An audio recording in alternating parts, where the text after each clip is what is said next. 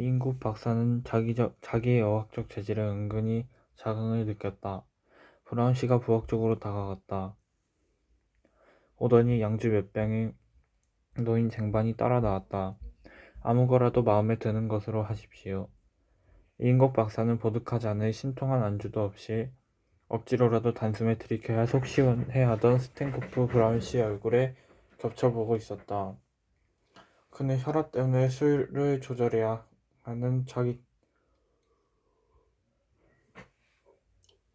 체질에 알맞게 스카치 잔을 할 듯이 조금씩 목을 축이면서 브라운 씨의 이야기를 기다렸다. 그거 국무성에서 통지 왔습니다. 이인국 박사는 뛰듯이 기뻤으나 솟구치는 흥분을 억제하면서 천천히 손을 내밀어 악수를 청했다. 땡큐. 어쩌면 이것은 수술 후에 스탠코프가 자기에게 하던 방식 그대로인지도 모른다는 생각이 들었다. 이인국 박사는 지성이면 감천이라고 나의 처세법은 USA에도 통하는구나 하고 기고만장한 기분이었다. 창자병을 몇 번이고 쓰다듬으면서 술잔을 거듭하는 브라운 씨도 몹시 즐거운 표정이었다. 미국에 가서 모든 일도 잘 부탁합니다. 네, 염려 마십시오. 떠나실 때 소개장을 써드리지요. 감사합니다. 역사는 짧지만 미국은 지상의 낙토입니다.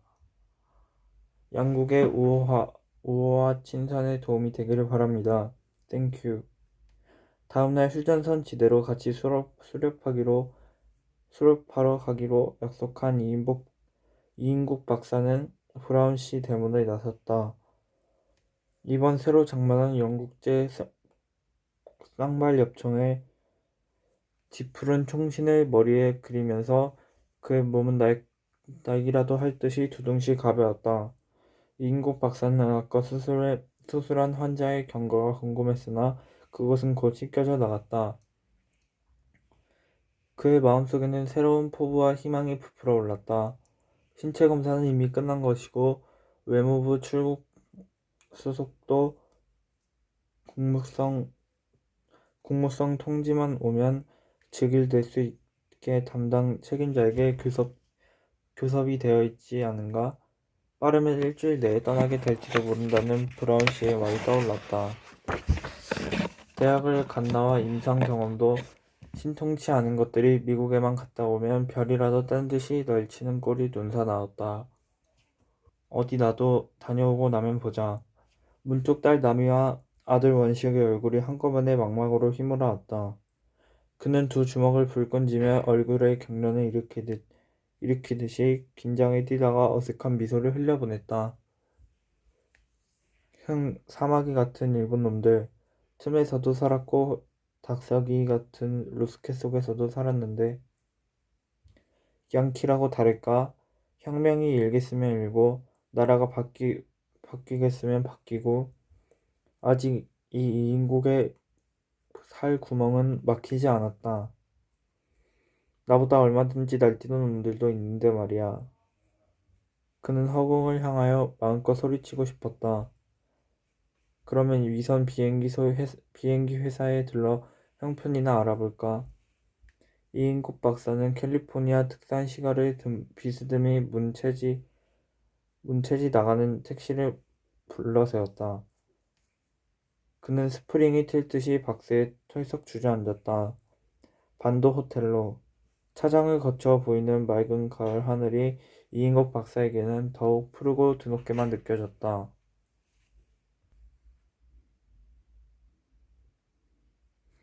허생은 남산 아래 묵적골에 살았다. 남산 밑 골짜기로 곧장 가면 우물 위쪽에 해묵은 은행나무가 한 그루 서 있고 살인문 하나가 그 은행나무 쪽으로 늘 열려 있다. 집이라고 해봐야 비바람에 다 쓰러져 가는 초가집. 그 집이 바로 허생의 집이었다. 허생은 집에 비가 새고 바람이 드는 것도 아랑곳 않고 글을 읽기만 좋아하였다. 그래서 아내가 삭바느질해서 그날 겨우 입에 풀칠하는 처지였다. 어느 날 아내가 배고픈 것을 참다 못해 훌쩍훌쩍 울며 푸념을 하였다. 당신은 평생 과거도 보러 가지 않으면서 대체 글을 읽어 뭘 하시렵니까? 그러나 허생은 아무렇지도 않게 껄껄 웃으며 말하였다. 내가 아직 그리 서툴러 걸었소. 그럼 공장이 노릇도 못한단 말입니까?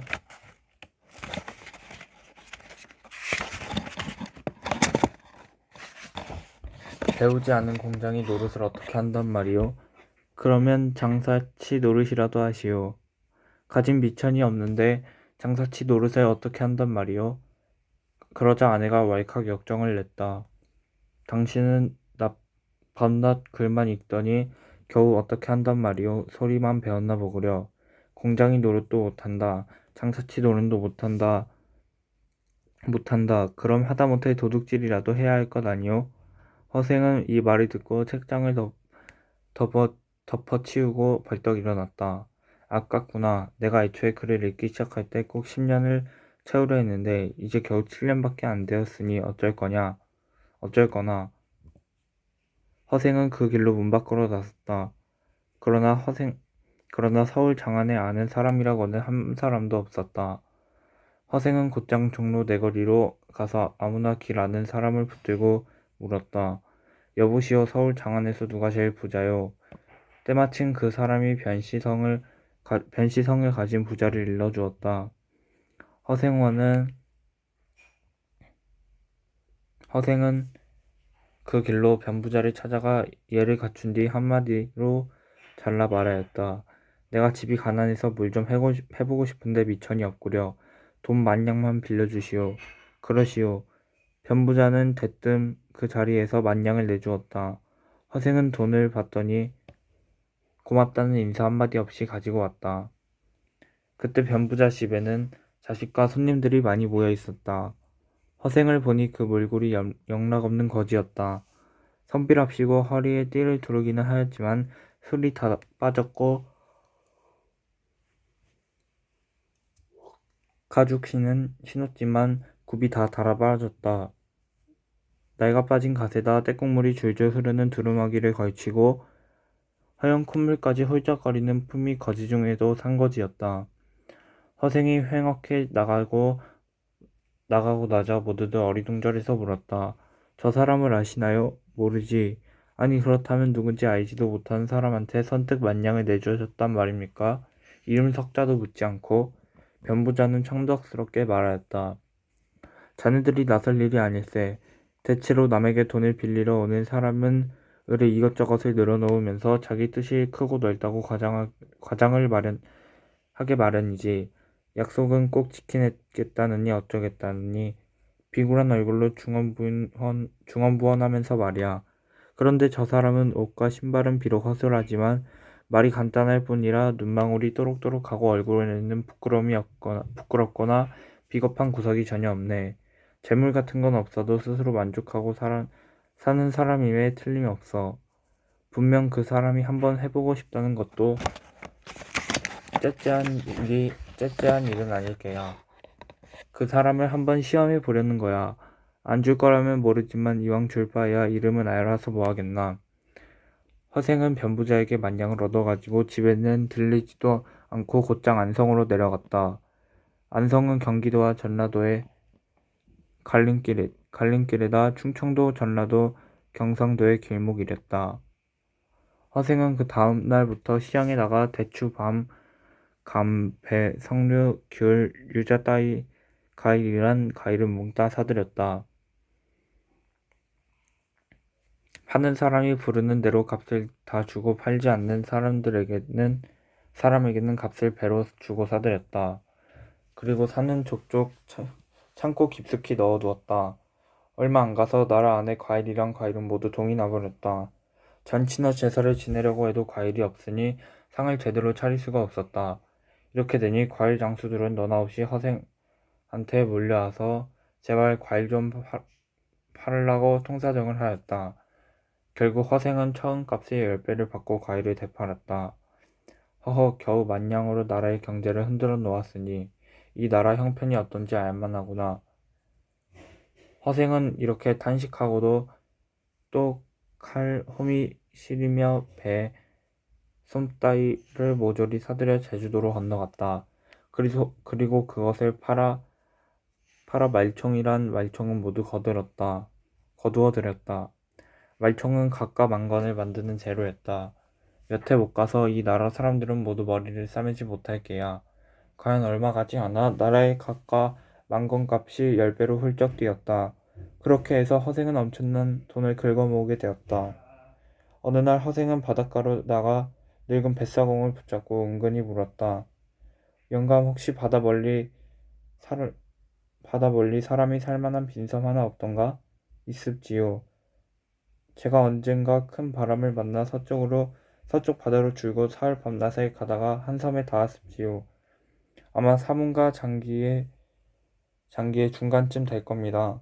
꽃과 잎이 저절로 피어나고 가실과 오이가 철에 따라 있고 사슴이 떼지어 몰려다니고 물고기가 사람을 보고도 놀라지 않았더이다. 허생은 백사공의 말을 듣고 더없이 기뻐했다. 자네가 나를 그곳으로 인도해 준다면 평생 동안 함께 부귀를 누릴 걸세. 뱃사공은 흔쾌히 허생의 말을 따랐다. 뱃사공은 허생을 태우고 줄곧 배를 몰아 마침내 그 섬에 이르렀다. 허생은 섬에서 가장 높은 곳으로 올라가 사방을 둘러보고는 썩 마음에 내키지 않던 듯 이렇게 말하였다. 땅이 천리도 채 못되니 여기서 무엇을 한단 말인가. 그렇지만 땅이 기름지고 물이 좋으니 아쉬운 대로 부잣집 늙은이 노릇은 할 수 있겠구나.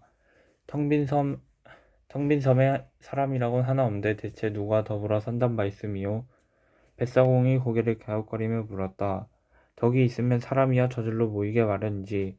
덕 없는 것이 두렵지 사람 없는 것이야 걱정할 게 있나. 이때 전라도 변산에는 떼도둑이 1000명이나 우글거리고 있었다. 이때 전라도 변산에는 떼도둑이 1000명씩이나 우글거리고 있었다. 나라에서는 각 지방에서 군사를 뽑아 올려 도둑을 잡으려고 무진 애를 썼지만 속수무책이었다. 도둑들도 군사들이 진을 치고 있으니 깊은 산속에 틀어박혀 나오지도 못하고 곧 굶어 죽을 판이었다. 허생은 변산으로 가서 도둑대의 산채를 찾았다. 그러고 그 우두머리를 만나 이렇게 물었다. 너희들 1000명을 노략질해서 나누어 가진다면 한 사람씩 얼마씩 돌아가느냐? 한 사람 앞에 얼마씩 돌아가느냐? 도둑의 우두머리는 누구를 바보로 아느냐는 듯이 눈을 부라렸다. 그거야 한 사람 앞에 한 양씩이지 얼마야. 검 너희들에게 아내가 있느냐? 없어. 그럼 논밭은? 논밭 있고 아내 마누라 있으면 도둑질을 왜 해? 정말 그렇다면 왜 아내 없고 집 짓고 소 사서 농사를 지을 궁리를 안 하느냐? 그러면 도둑놈이라는 더러운 말도 안 들을 테고 아내와 자식 낳고 사는 재미가 절로 나고 자기 마음대로 나돌아다녀도 누구한테 잡혀갈 리도 걱정할 일도 없을 테니 얼마나 좋으냐? 그렇게 잘 먹고 잘 살 수 있는 길을 두고 왜 이렇게 지낸단 말이냐? 허허, 누구 약 올리는 거냐 지금? 누가 그걸 몰라서 이러고 있나? 돈이 없으니까 그렇지. 화생은 그제서야 껄껄껄껄 웃으며 말하였다. 명색이 도둑질을 한다면서 돈이 없다는 게 말이 되나? 정말 그렇다면 내가 마련해 주지. 내일 바닷가에 나오면 붉은 깃발을 단 배들이 보일 게야. 모두 돈을 가득 실은 배들이지. 와서 자네들이 갖고 싶은 만큼 마음대로 가져가게. 허생은 이렇게 말한 뒤에 총총히 가버렸다. 도둑들은 모두 허생을 미친놈이라고 비웃었다. 그러나 다음날 도둑들은 혹시나 하는 마음에 바닷가로 나가보았다. 근데 이게 웬일인가?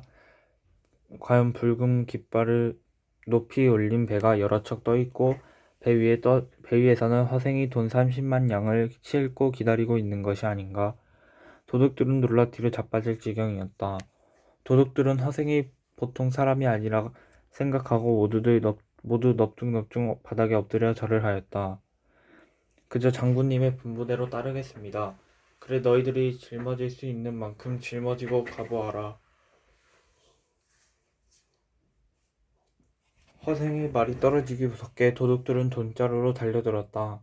그러나 마음뿐이지 기운께나 쓴다는 놈들도 100냥을 다 짊어지지 못했다. 백냥도 채 짊어지지 못하는 놈들이 무슨 도둑질을 한단 말이냐? 그렇다고 이제 와서 평민으로 돌아가려 해도 너희들 이름이 이미 도둑 명부에 올라 있으니 어쩔 도리가 없구나. 오히려 잘 되었다. 내 여기서 기다릴 테니 한 사람 앞에 백냥씩 가지고 가서 결혼할 여자와 소 한 마리씩을 구해오너라. 허생의 말이 차 끝나기도 전에 도둑들은 예의하고는 저마다 돈자루를 짊어지고 얼쑤 좋다 하며 뿔뿔이 흩어졌다. 허생은 2,000명이 1년 동안 먹을 양식을 마련해가지고 도둑들을 기다렸다. 약속한 날짜에 맞춰 도둑들은 저마다 여자는 걸리고 소는 몰고 또는 여자를 소 등에 태우고 돌아왔다. 허생은 이들을 모두 배에 태우고 빈 섬으로 갔다. 허생이 떼도둑을 한꺼번에 몽땅 쓸어가 버리니 나라 안은 하루아침에 씻은 듯이 조용해졌다. 허생과 함께 섬에 들어간 사람들은 저마다 나무를 베어 집을 짓고 대를 엮고 울타리를 세웠다. 빈섬에 금세 큰 마을이 생겨난 것이다. 기름진 땅이라 논밭을 일구고 씨를 뿌리니 온갖 곡식이 잘 자라나서 김을 매지 않아도 한 줄기에 열매가 9이삭씩 달렸다. 곡식을 거두어서는 3년 동안 먹을 양식을 저장하고 나머지는 모두 배에 싣고 장기도로 가서 팔았다. 장기도는 일본의 영토인데 때마침 흉년이 든 참이라 가지고 간 양식을 모두 팔고 100만 양을 벌어가지고 돌아왔다. 이제야 뭘 좀 해본 것 같구나. 허생은 가슴을 내밀어 숨을 크게 내쉬고는 섬에 사는 남녀 2,000명을 모두 한자리에 모이게 하였다. 내가 처음 너희들과 함께 이 섬에 들어올 때는 먼저 부자가 되게 한 다음 문자도 새로 만들고 일관도 새로이 정하려 하였다. 그러나 땅은 좁고 내 덕 또한 부족하니 나는 이제 여기를 떠나른다. 너희들은 아이를 낳거든 오른손으로 숟가락을 잡도록 가르치고 또 하루라도 먼저 태어난 사람이 먼저 음식을 먹도록 양보하게 하여라. 그러고는 자기가 타고 갈 배 한 척만 남겨두고는 나머지 배는 모두 불살라버렸다. 가지 않으면 오는 사람도 없겠지.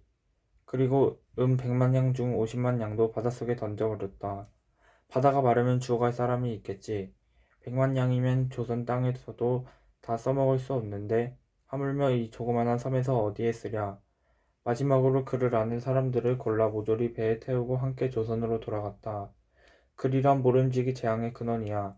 이 섬에서 재앙의 뿌리를 없애버려야지. 허생은 조선에 돌아오자마자 남은 50만 양을 가지고 나라 안을 두루 돌아다니며 가난하고 의지할 곳 없는 사람들을 도와주었다. 그러고도 10만 양이나 남았다. 이 돈으로 변부자한테 빌린 돈이나 갚아야겠다. 허생은 참으로 오랜만에 변부자를 찾아갔다. 나를 알아보시겠소? 변부자는 허생의 얼굴을 천천히 살펴보더니 말하였다. 자넨 얼굴빛이 전보다도 조금 나아진 것이 없으니 만냥을 고스란히 잃은 모양이군. 허생은 껄껄껄 웃었다. 재물 때문에 얼굴빛이 달라지는 것은 그대 같은 장사치들이나 하는 일이오. 돈 만냥이 어찌 도를 살찌울 수 있겠소. 그리고 선뜻 10만 양을 변부자 앞에 내놓으며 말했다. 내가 한때 굶주림을 견디지 못하여 그릴길을 끝내지 못하고 그대에게 만냥을 빌린 것이 부끄러울 뿐이오. 변부자는 깜짝 놀라서 절을 하며 10만 양을 사양하였다. 그리고 그때 빌려준 돈에다 10분의 1의 이자만 덧붙여서 받겠다고 하였다.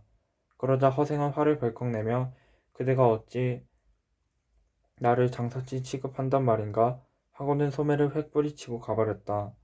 변부자는 붙잡아 봐야 소용없을 줄 알고 가만히 허생의 뒤를 따라가 보았다. 허생은 곧장 남산 아래 골짜기로 들어가더니 다 쓰러져 가는 초가집으로 들어갔다. 마침 한 할멈이 우물가에서 빨래를 하고 있었다. 저 집이 누구 집이요? 변부자는 할멈에게 은근히 물었다. 허생원 댁이요. 가난한 살림에 늘 글만 있더니 하루아침에 집을 나가 5해가 지나도록 안 들어온다오.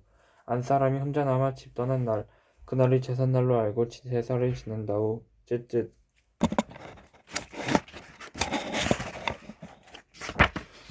할멈은 혀를 끌끌 찼다. 변부자는 그제야 그 손님의 성이 허씨라는 것을 알고 길게 한숨을 내쉬고 돌아갔다. 이튿날 변부자는 받은 돈 10만 양을 가지고 가서 다시 돌려주려 하였다. 그러나 허생은 끝내 받지 않았다.